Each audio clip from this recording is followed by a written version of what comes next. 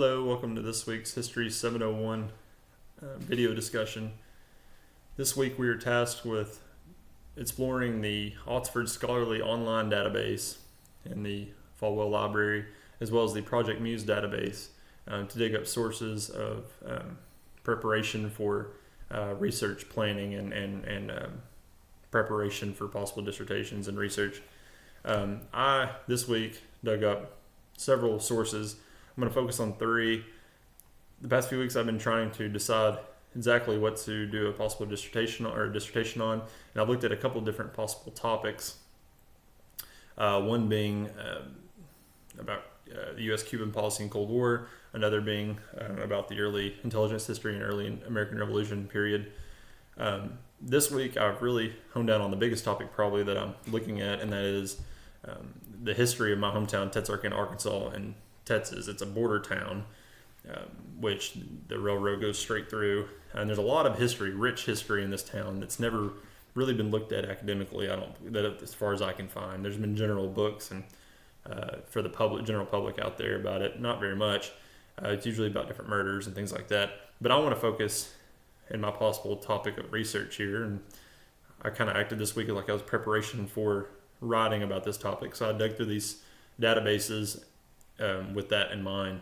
I want to focus on the years 1874 to 1974, that 100-year span, 1974 just being the 100-year mark. 1874 is when the city was founded on the Texas side originally. There's a lot of history, like I said, rich history in this town and this area. The main reason of this being is that the railroad was built in the 19th century. Here in the mid to late 19th century here, and a Union Station was built right literally on the state line, right at the dead south end of the state line, which even exists today, that separated the two cities and still does today. This, of course, led to all sorts of problems. This led to crime, and this led to and the whole 100-year span, this led to crime and prostitution of all kind of, prohibition, all sorts of crime and drama, and a lot of rich history here, and a lot of economic boost, and pre and post World War II, that whole era, all the way, and I'm focusing all the way up to about 1974, so I can get that good 100-year span. The sources that I looked up here this week, Project Muse was a little bit more sparse than the Oxford database was. However, I did find three really good sources about focusing on race and violence and that category, such as lynching of African Americans in this area, which is unfortunately a big thing, and there was a very vast amount of cases like that, and some were just completely brutal and violent, obviously.